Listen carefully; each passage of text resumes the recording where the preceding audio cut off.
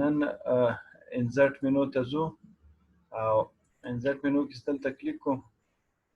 پرون موږ پکچر وویل، هغې نه مخکې دا ټیبل باندې 2-3 ورځې درس وویل او بل دلته آوټلاین آنلاین پکچر راځي. دا نیټ سره تعلق لري، خو همداسې لکه پرون چې موږ څنګه پکچر له خپل کمپیوټره د فایل ته داخل کو یا انزرټ هم کوم او په دې کمانډ په ذریعه باندې موږ له نیټ نه یو تصویر راوستی شو، هغه خپل فایل ته انزرټ کو او بیا د هغه متعلق څه تغییرات راولو او نو هغه راوستی شو. دلته زو شیپ دی، دلته شیپ مختلف اشکالو ته ویل کیږي. مختلف اشکال دي، دا موږ په ډیزاینینګ کې ډېر زیات استعمالوو او د دې خپله طریقه د استعمال په مختلفو طریقو باندې استعمالیږي. نو داسې د سړي څومره او په دې کې په اصطلاح لاس بر وي او دې په دې باندې علم ولري، نو هغه ښه طریقې سره ډېر اسانه ډیزاینینګ کولی شي. ما پرون هم تاسو خدمت کې عرض کړی و، زیاتره پروګرامونه مخکې به د هغې لپاره به کوم کارونه یا کوم امور چې موږ په ورډ کې ترسره کول، نو د هغې لپاره موږ مجبور وو فوټوشاپ ته لاړ شو، کورډرا ته لاړ شو یا نور د ډیزاینینګ پروګرامونو ته لاړ شو. اوس چون دې پروګرام کې د افیس کې ډېر وسعت راغلی ده، هغې کې تا لاس پوره آزاد وي، په ډېر آزاده توګه ته کارونه ترسره کولی شي. نو په هغې کې ډېرو پروګرامونو ته ضرورت نه وي یا ابتدایي کار ته په همدې پروګرام کې ترسره کولی شي. زه لاندې ځم، یو خالي صفحې ته ځم، فرضاً دا مون خالي صفحه دلته راوستله او دا خالي صفحه ده. په دې کې زه اوس انزرټ او دلته شیپ ته ځم. ګورئ تاسو دلته چې وګورئ شیپ مختلف هست، ریسنټلی یوز شیپ. دا په دا وروستي وخت کې فرضاً کوم شیپ نه تا استفاده کړې، دفتر کې کار کوي، کوم شکل ته ډېر استعمالوي، نو هغه دی دلته راوړي. لکه موږ چې موبایل کې ډیل شده نمبر یې مخکې راوړي، نور نه، نو دا هغه استعمال شوي شیپ هغه دلته راوړي. دا لاینونه دي، مختلف قسم لاین دي، هغه تاسو استعمالولی شئ. دا چوکاټ یا مثلث و کثیر الاضلاع اشکال دي، په دې کې مو تاسو دا دې نه استفاده کولی شئ. بیسیک شیپس دي، دې کې ټولو کې مختلف دي. انشاءالله زه به ټولو نه یو یو راواخلم او تاسو به تر ډېره حده په دې باندې پوه شئ. دلته اوس زو فرضاً اول دلته زو موږ دا چوکاټ راخلو. دا چوکاټ چې راخلو داسې کش کې تاسو څومره حده پورې تاسو دا چوکاټ غواړئ هغه چوکاټ راځي. او بیا چې څنګه چوکاټ هم دلته کش کو، دې سره فارمیټ مینو خپله را ژوندی شوله. نو فارمیټ مینو دلته را ژوندی شو. فارمیټ مینو یو حده پورې موږ پرون د پکچر متعلق ویلي وه او نن به یې هم وایو. او خو نن څه نه څه د شیپ او د پکچر معمولي فرق دی، ډېر بنیادي او اساسي توپیر نه لري له یو بل سره. که تاسو په پکچر کې دا فارمیټ مینو زده کړي، نو نن به انشاءالله په شیپ کې فارمیټ مینو تاسو ته ډېره زیاته اسانه یې، معمولي یو کمانډ نیم ته به ضرورت یې چې هغه تشریح شي. کله چې فارمیټ مینو دلته راشي، فارمیټ مینو سره څنګه کې شیپ هلته څومره اشکال و هغه ټول دلته رالو. هلته خو په کټګوریانو باندې تقسیم شوي و، بیسیک او بل او بل. دلته قطع نظر له هغې نه په همغه ترتیب راوړي، خو کته او پورته دي. نو بس تاسو دلته همغه شیپ تر اخره پورې دا راړولی شئ او د شیپ نه او یا له دې اشکالو نه تاسو استفاده کولی شئ. دا شیپ که دلته تاسو راخیسته، یو شیپ په بل باندې بدلولی شئ او مختلف اشکال تاسو دلته کارولی شئ. او یو خبر یاد ساتئ، دا شیپ د شکل ده، دا قابل د لیکنې لپاره نه ده. اوس دا غیر فعال ده. په دې کې که ته ټکس لیکې، نو ټکس په دې کې ته نشئ لیکلی. که زه دې باندې کلیک هم کومه، نو دې باندې دې کې ټکس لیکنه موږ نشو کولی. د هغې لپاره ضروري دا ده موږ دې باندې رایټ کلیک کوو او ایډ ټکس ورته وایو. ایډ ټکس یې ورته وویل، نو دلته به اوس موږ ته اختیار راکوي چې د دې شیپ په منځ کې لیکنه وکړو. د دې شیپ په منځ کې یا د دې لپاره اصلي ټکس باکس استعمالیږي. دا یو څه د دې ته ټکس باکس وایي. دا له ابتدا نه تا ته دا اختیار درکوي چې ته په دې دغه کې لیکنه وکړې، په دې چوکاټ کې یا په دې شکل کې لیکنه وکړې. او په دې نورو کې ابتدا کې تا ته صلاحیت او یا اختیار نه درکوي چې ته لیکنه وکړې. ته مجبور هغې باندې به رایټ کلیک کې او بیا به ایډ ټکس به ورته وایي، لکه دلته چې ما اوس ورته انتخاب کړ. نو ایډ ټکس نه وروسته بیا ته په دې کې لیکنه کوې او دا لیکنه خو نور عام نارمل ټکس ده. مخکې چې موږ څنګه فونټ بدلول سایز هم ورته بدلول په همغه ترتیب د دې سایز او فونټ بدلیږي نارمل ټیکس ده صرف د دې امتیاز دا ده که موږ په صفحه عادي صفحه کې لیکنه کړې هغه له یو ځای نه بل ځای ته وړو هغه موږ په خپل اختیار او په خپله خوښه نشو نقلولی دا اوس موږ ماوس باندې دا چوکاټ نیسو دا شکل نیسو هر ځای کې چې موږ تاسو خوښه یې دا عمل ته راوستی شو نو دا د موږ تاسو په اصطلاح شیپ ده او د شیپ متعلق درس ده نو اوس که دلته موږ ځو بیا شیپ سلیکټ کړی د فارمیټ مینو تیاره شته دلته هغه نه ځي تر څو چې تا شیپ سلیکټ کړی او که ته په عام پیج باندې کلیک کې فارمیټ مینو خپله ختمه شوه ځکه فارمیټ مینو ته اړتیا نه لیدله کېږي کوم فارمیټ چې اپلای کېږي او کوم رنګ او روغن او ډیزاین چې په اپلای کېږي یا راوستل کېږي نو هغه خو په شیپ باندې راځي او تاسو شیپ انتخاب کړی نه ده نو هغه فارمیټ مینو ته ضرورت نشته موږ ځو بیا شیپ انتخابو فارمیټ مینو خپله رافعاله شوله دلته راښکاره شوله دا لکه فارمیټ لفظ نه چې ښکاره کېږي چې رنګ او روغن او ډیزاین ته ویل کېږي دلته ټول کمانډونه د هغې د ښایست او د رنګ بدلولو او د دې متعلق اجرا کېږي نو دا چوکاټ ته نورو کې موږ کار وکړو دا دلته فارمیټ کې څومره کمانډونه دي اپلای کېږي دا په دې ټول اپلای کېږي که تا دې نه ستوری راخیستی او که تا دایره راخیستی که تا یو اوږد خط راخیستی یا مثلث شکل دی راخیستی یا نور دلته مختلف اشکال دی د هغې ټولو باندې یو قسم اپلای کېږي زه داسې زغلن د نظر پې اچوم او تاسو تشریح کوم انشاءالله دا خو صرف رنګ بدلوي ګوره بیکګراونډ ته تور رنګ ورکړو او دا ای بي سي چې لیکلي دا سپین رنګ کې ده مطلب دا د ټیکس به په سپین رنګ کې شاته بیکګراونډ او هغه به په شین او یا سپین او یا تور کې دلته مختلف رنګونه دي کوم رنګ چې ستا خوښ ولو هغه دلته انتخاب کا به راشي د لاندې کې نور شی نشته دلته صرف اقسام د رنګونو دي اوس که ته وایې چې یاره دا تاسو چې کوم رنګونه پیش کړي دا خو ډېر کوچاني رنګونه دي زه خپله یو جلبلي رنګ پکې جوړوم یا خوښوم نو هغه دلته چې داسې سم جل وبل کوي دلته به تاسو رنګونه خپل خوښ کړي د خپل طبیعت باندې نو بس هماغه رنګ به ورته بیکګراونډ کې ورکړي بس کوم پیکا رنګ پکار دی تیز رنګ پکار دی لاندې طرف ته فرضاً هغه رنګ نوم لیکل شوی ده او بیا چې څومره پورته ځي هغه لږ خامېږي کمزوری کېږي داسې تر اخره پورې نو څومره درجه کې ستاسو رنګ پکار و هغه به دې ځای نه انتخاب کړئ د یو دا یاد ساتئ شیپ د شیپ او د شکل ته وایي فیل کلر د شیپ د شکل د منځ کلر ده او بل دلته آوټلاین ده آوټلاین یا څوک بارډر ورته وایي نو یا موږ تاسو چوکاټ ورته وایو دا د شیپ نه کوم خط راتاو شوی د دې ته آوټلاین ویل کېږي کمپیوټر په اصطلاح او یا موږ تاسو بارډر ورته وایو نو که تاسو غواړئ چې دا بارډر بدل کړئ د دې رنګ بدل کړئ بیا به دلته ځئ نو دلته زه ورته وایم بارډر سور رنګ ورته ورکړه نو دلته ورته انتخابول بارډر ورته لږ ډبل که دلته مختلف اقسام دي بارډر دي دا ښه ډبل بارډر مې راواخیستلو هغه شین غوندې ده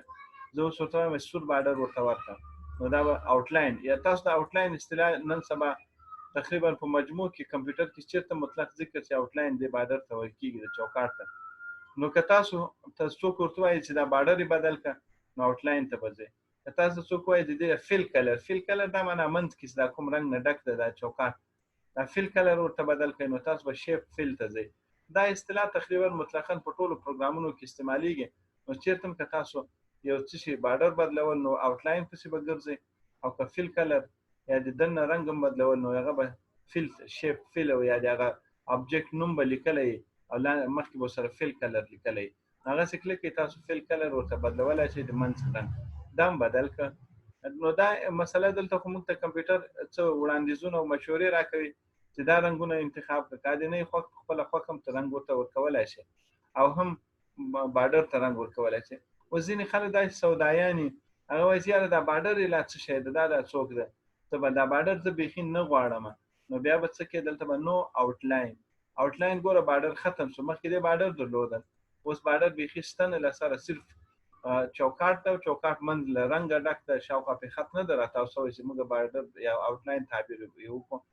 ښه اوس بله خبرداره ته وایې چې یاره دا فیل کلر میم نه ده پکار دلته خو موږ دا سوال کېدو چې دا رنګ راته راداره اوس پوښتنه دا کېږي زما وایي بیخي دا رنګ نه ده پکار نو چې رنګ مې نه ده پکار دلته به فیل ته لاړ شو نو فیل مطلب فیل کلر یې ختم کړه نو اوس تاسو ته هماغه چوکاټ دلته موجود ده خو تاسو ته ښکارېږي نه ښکارېږي ځکه نه چې چوکاټ ښکارېږي یا به په بارډر باندې کار کوي آوټلاین باندې آوټلاین موږ تر لري کو او یا فل کلر باندې کار کوي فل کلر موږ ته ختم کړ خو غیر مرئي په دې باندې هغه چوکاټ کیفیت چې کله کلیک په یو کې تا ته ښکاره کیږي د عادي ټیکسټ نه مستثنا حالت لري او دا تل یو ځای نه بل ځای ته داسې انتقالولی شي نفس هغه شیپ بذات موجود ده او صرف موږ ته نه ښکاره کیږي چې کله موږ په ټیکسټ باندې کلیک وکړو نو بیا اندازه راته لګیږي چې دا عادي د صفحې ټیکسټ نه ده ګوره زه دلته لیکنه کوم فرضاً په دې باندې موږ ټیکسټ کلیک کوو نو هغه شیپ او فارمیټ مینو نه راځي خو چې په دې ټیکسټ باندې موږ کلیک کوو نو دلته بیا موږ ته فارمیټ مینو په اتومات شکل سره راځي نو دلته بیا فارمیټ مینو ته ځم فارمیټ مینو کې دلته موږ شیپ د بیا ورته دلته رنګ ورته زه انتخابوم چې فرضاً دا رنګ ورته ورکړم تر څو موږ ته ښکاره شي او آوټلاین هم ورته ښکاره کوم چې فرضاً سور آوټلاین ورته ورکړم آوټلاین سایز هم او دلته پرونه مونږ ویلو شیپ افیکټس دی افیکټس مطلب دا 3D چې یو هغه کونج ولري اطراف ولري دغه ورته موږ دې ځینې تعینولی شو داسې مختلف قسم دی هغه دلته ورته موږ تعینولی شو یا دلته افیکټس دی فرضاً داسې افیکټس ورکوو یا تاسې داسې افیکټ ورکوي داسې دا مونږ چون دا رنګونه ډېر غلیظ غوندې رنګونه ټینګ رنګونه دي هغه مې استعمال کړي دي نو ځکه چې په ټولو کې نه ښکاره کېږي دلته دې ته 3D ورته ویل کېږي ګوډونه ورته ورکوئ دا ګوډونه دي په مختلف قسم ګوډونه تاسو ورکولی شئ چې دلته تاسو کلیک کړئ دا دی او یو خبره یاد ساتئ کله هم چې دا ابجیکټ تاسو راولئ ابجیکټ سره یو دا شی ده راځي یا بلکې زه تاسو ته یو نوی ابجیکټ دلته راولم انسرټ پې کوم او دلته شیپ ته ځم شیپ کې فرض مثال دا د روژې میاشت راولو تقریبا میاشت خو نه ده خو میاشت ته ورته دا خو ډېر نو دا شکل موږ راولو نو د دې کې دا دی اوس دغه نښه چې ده پورته د دې نښې څه فایده ده نو دا نښه داسې ده د ابجیکټ یا د شیپ تاوو دا هر ابجیکټ چې موږ راوستی په همدې ترتیب هغه د همدې کمانډ په توسط باندې موږ تعینولی شو تاوولی شو بل دلته ګوره که تاسو فکر یې دلته زیړه نقطه ده او دلته هم زیړه نقطه ده دا دوی چې کوم ډیزاین جوړ کړی ده هغه یې لږ خوړلی و نو دې باندې موږ هغه اندازه د خپلې خوښې سره سم دغه کوو لکه اوس فرضاً د یو میاشت لپاره یو ادارې ته یو دفتر ته یې اعاشه منظوره کړې ده نو هغې ته د شکل په ذریعه یو څوک پوهول غواړي چې څومره یې نوشیجان کړې ده نو که تاسو دغه دایره دلته وایي فرضاً نیمه اعاشه یې پورته کړې ده خوړلې ده او که دا انداسې کوي فرضاً رای ولې بالکل نو مطلب معمولي ترې استفاده مختلف دغه معاشاتو کې مصارفو کې روغنیاتو کې په هر تعبیر چې تاسو کوئ نو دا د یو مشر فرضاً منظوري دغه ته روغنیات منظور شوي دي هغې نه دومره حصه د استفاده ترې کړې ده او نور ورسره په نقشې په شکل سره ته یو څوک پوهول غواړي دا مختلف دا مطلب مې د زیړو نقطو نه ده هغې باندې دا سپینه ساحه ته کمولی او زیاتولی شي که څومره دې خوا ته بوځي بله دا نقطه مې درته ویله په دې باندې دا ابجیکټ یا دا شیپ اړولی شي داسې تاو که نه مخکې پورته غواړي چپ طرف ته غواړي دا سپینه ساحه لاندې غواړي کوم طرف ته چې ته غواړې هغې سره هغه راوستی شي نو دا مې بیا ختم کو بیا ځو اټو شیپ ته ځو شیپ ته دلته چې لاړو نو دا انشاءالله د دې د استعمال طریقه ده دا خط ته اوس موږ غواړو یو خط داسې تاو کو نو دا خط دی دا چې څومره اندازه کې ته غواړې پرېږدې کلیک مه پرېږده بس بیا یې پرېږده کلیک خط جوړ شولو د دې خط ډیزاین بدلې ډبل والی یو دلته ګوره دې کې فل کلر نشته زه تاسو نه پوښتنه کوم چې فل کلر ولې نشته خو تاسو به وایئ چې خط خو فل لري نه منځ خېټه نه لري چې رنګ ور واچوو دا خو یو خط ته مستقیم خط ته هغې ته به ته څنګه رنګ ورکوې او بلکې د ده خپل کلر شته ده د بارډر د خپل آوټلاین خو لري هغه رنګ موږ ورته بدلولی شو دلته زه فرضاً بل ابجیکټ راکړو دا دی هغه دلته دا نښې دي د غشو نښې دي کوم طرف ته اشاره کول غواړې دا مې دلته اپلای کړه دلته دا مخ اوس ښکته پاته ده ته وایې دا چپ لوري ته دې مخ واوړې داسې مخ دلته کوي او ته وایې چې د دې دغه لکۍ په اصطلاح دا کرښه خو ډېره لنډه ده دلته دا زیړه نقطه یې ورکړې ده دا به ډبلوالی او نریوالی هغه ورکوي دا سر د غشي ده دا هغه درته وړوکی داسې کوه مخې شاته بوځه په دې نقطه باندې هغه دغه کېږي که دا تاسو داسې غټول غواړئ داسې مخې خواته دا نقطه به کش کړئ که شاته یې اوږدول غواړئ دا نقطه به کش کړئ په پورته یې داسې کول یو قاعده د کمپیوټر یاد ساتئ کمپیوټر کې چې تاسو کله یو ابجیکټ او یا یو تصویر یا یو شیپ دا غټوئ او غواړئ چې هغه اصلي حالت چې کوم نارمل حالت ته دی هغې کې بدلون رانولئ، نو تاسو به له دې کونج نه دا ابجکټ غټوئ. هغه په یو حالت کې غټیږي، مساوي له ټولو اطرافو نه به دا غټیږي. یا به یې له دې کونجه غټوئ یا له دې کونجه، څلورو کونجونو نه هر یو نه غټ. که تاسو دې ځینې غټ کړل هغه د دې به داسې بې ځایه به وکړي، لکه ځینې تصویرونه خلکو ایډیټینګ پکې کړی، نو مخ یې دومره نری کړی ورته چې هغه بیچاره بیخي شرمولی، تصویر یې دومره ورته خراب کړی، او یا یې مخ ورته پیړ کړی، ډبل کړی. هغه له دې چې لکه اوس زه دا غټومه ګوره، هغه ابجکټ دا کرښه ډبلې کېږي. نو باید چې کله موږ یو ابجکټ او بیا بالخصوص یو تصویر یا موږ یو لیکنه کړي، نو که دا لیکنه موږ دې کونج نه د منځ نه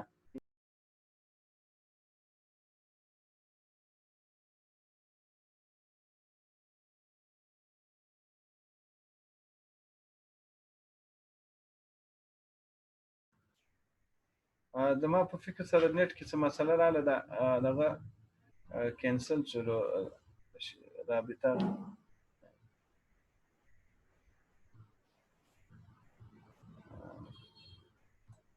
حنفي صاحب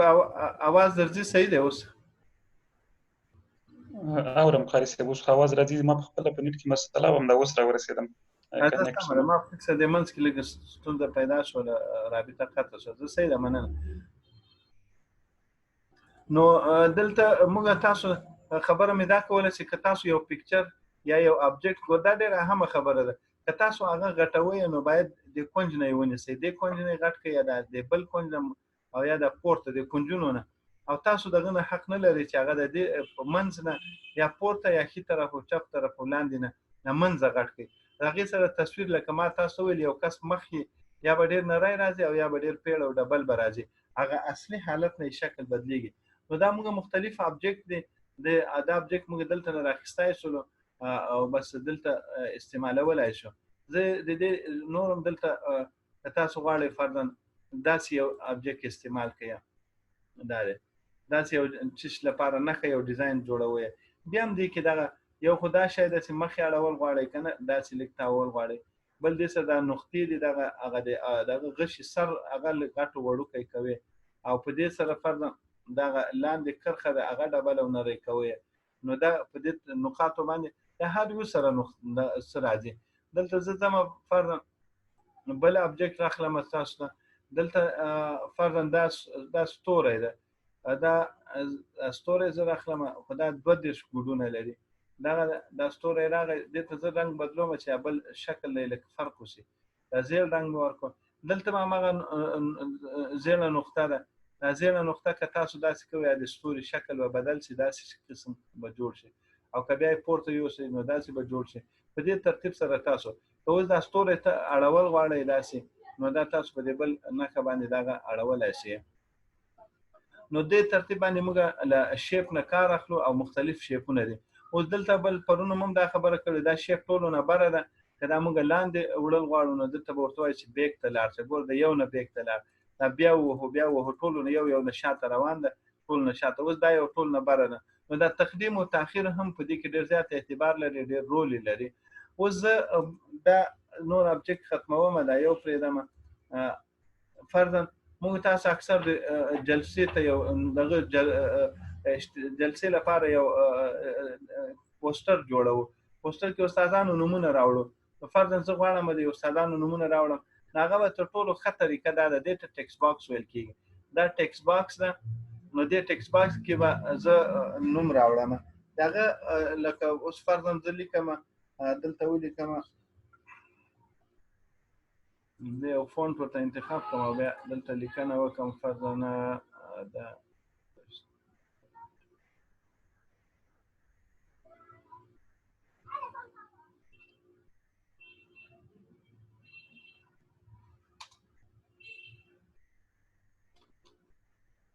زه دلته لیکم فرضاً شیخ الحدیث لیکم، فرضاً یو استاد دغه تاسو لیکئ نوم لیکئ، خو دا ما ټکس باکس کې لیکلی. اوس لږ زر دلته وخت هم ختمېدو باندې ده، لږ متوجه شئ انشاءالله. زه زر کار کوم. ګوره د دې دغه زما نه دی په کار، دا مې لږ وړوکی کړو دا چوکاټ، د دې چوکاټ څه شی مې نه ده په کار، فارمیټ مینو ته ځو، د دې یو خو فیل کلر مې نه ده په کار، نو فیل ورته وایي. فیل کلر دا ځمکه سپین رنګ لري، هغه ختم کړ. او بل څه شی نه ده په کار، بارډر نو آوټلاین مې ورته ختم کړو. اوس دا لفظ پاتې شو، دې نه زه کاپي اخلم، کنټرول بټن به ونیسئ، کنټرول نه وروسته به دا داسې دې خوا راولئ، هغې نه به کاپي واخیستل شي. بیا بله کاپي ترې اخلم، ځکه دې ما تیار بل کنټرول ونیسئ، اول به کنټرول ونیسئ، بیا به موس باندې کش کړئ، دا به راسي. بیا تاسو بیا بل کنټرول ونیسئ، بیا دې نه بله کاپي واخیستل شوله. دا د کاپي د اخیستو طریقه ده. او یو طریقه غالبا دا کنټرول شیفت سی وهي او بیا کنټرول انزرټ وهي او بیا شیفت انزرټ وهي، هغې سره اتومات شکل سره بیا دا ډېر کاپي اخیستل کېږي. دا بله طریقه ده. نو زه تاسو وایئ چې دا دومره دغه څه ضرورت څه دی. موږ دلته د دې چون عادي لیکنه که موږ کړې، هغه یو ځای نه بل ځای ته نشو انتقالولی. شیخ الحدیث فرضاً دا موږ لیکلی ده،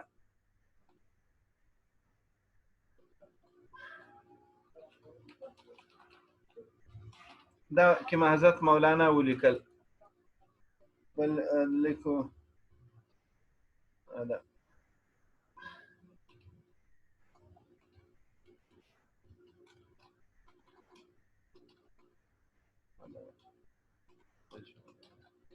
عطا الرحمن، دې بل کې به فرضاً ولیکو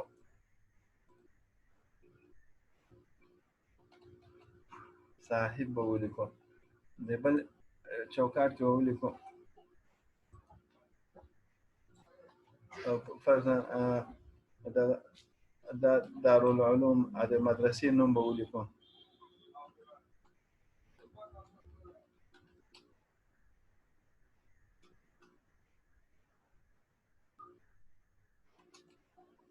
دا مو لیکل. نو اوس موږ فرضاً دلته راوړو، دا د استاد نوم فرضاً منځ کې راوړو. دا مختلفو دغه نه موږ یو څه جوړو، یو ډیزاین څه جوړو، هغه موږ مختلفو په اصطلاح مختلف ټیکس باکسونه به سره یو ځای کوو. دا دغه که دا به لږ دا نوم طبعا لږ غټ راځي، دا منځ کې دلته ولیکل. نو دلته به دا بل به ښه ورته رانږدې کړو، دلته به ولیکو شیخ الحدیث، دا به دلته ولیکو فرضاً. حضرت مولانا همدلته دې نه وروسته یې دلته راوستل غواړي، ښه هغه ته یې نږدې. او بیا دلته لاندې مدرسې فرضاً مدرس دلته ده، دا او اوس فرضاً دلته ولیکئ دا صاحب ټکی، د صاحب ټکی دلته راوړی دی، دغه تر څنګ کې کېدی. او پاتې شو دلته حفظه الله، یا بل شی لیکئ، هغه به تاسو دلته ولیکئ، که نه. یا فرضاً ولیکو هسې یو جناب ټکی به ولیکو، دا جناب به دلته راو. په دې ترتیب ما خو یو مثال درته درکړو، تاسو په دې ترتیب. اوس دا زه څه کو، دا خو مې جوړ کړو، ډیزاین مې جوړ کړو. اوس بیا ځم اټو ټیکس ته ځم، همدا شیپ ته، شیپ نه یو دغه راخلم. فرض مثال موږ دغه هغه 22 ګوټونو والا ستوری راخلو، دا به داسې کو، هغه به په دې په منځ کې دا راشي. ګوره ستوری له پاسه پرې راغی، ټول ټیکس یې پټ کړلو. نو موږ به دې ته وایو چې ته چېرته لاړ شې، ته بیک ته شاته لاړ شه. نو چې دا ورته و کلیک کړه، ټولو پرې دغه شي څه شي. نو په دې ترتیب باندې موږ دې ته اوس ډیزاین ورکوو. او ګوره یو بله په همدې ترتیب موږ مختلف ډیزاینونه ورکولی شو. د ستوري لاندې یو بل ډیزاین ورته ورکوو، بل ډیزاین داسې ورکوو. دا کمپیوټر کې بیا څه دلته اوس زه یو چوکاټ راخلم، دا چوکاټ دلته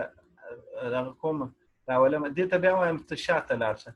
ټولو نه ستوري نه یم شاته بیا یم. او د دې چوکاټ رنګ ورته بدلوم، زیل رنګ ورته ورکوم،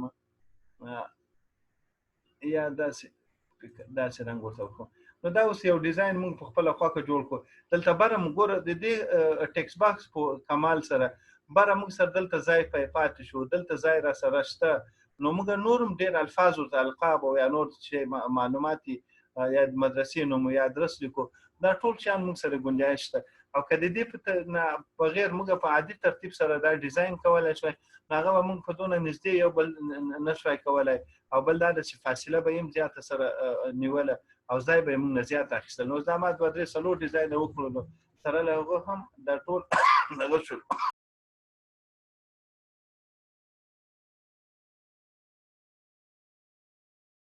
نن نه پوهیم څه مسله ده، سکرین بار دغه کېږي، شیر ختمېږي، نېټ کې څه فرق ده او که څنګه. نو دا اوس موږ دا دلته موږ تاسو یو د کمانډ ویلی و سلیکټ کې کې ویلی و سلیکټ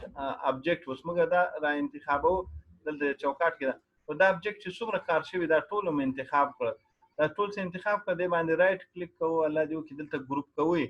د دې ګروپ فایده دا ده، ګروپ دا وتړل شو، یو غوټه غوندې ور واچول شو. اوس که ته د یو ته حرکت ورکوي، دا خو ګوره ډېر شیان دي، ټول به یو ځای حرکت کوي. ځکه دا یو ځای حرکت ونه کړي، دا صاحب ته لرې شي، رحمان لرې شي، جناب بې ځایه شي، نو هغه ټول هغه خرابېږي. به هر تقدیر دا انشاءالله د دې درس متعلق به سبا هم نورم دا درس وایو، ځکه دا ډېر اهم درس ده او متباقي درس به انشاءالله سبا وایو. نن نیټ کې غالبا څه مسله ده بار قطع کېږي. الله دې وکړي چې هغه ویډیو هم صحیح طریقې سره ریکارډ شوي. یو مختصر اخر کې یو ما ډیزاین جوړ کړی. دا ډیزاین به زه تاسو نه پوښتنه وکړم دا څنګه جوړیږي. د دې ډیزاین اسانه طریقه دا ده، ما هغه دایره راخیستې، دا ډېر خلک ورته سوچ وړی چې دا به څنګه جوړ کړی.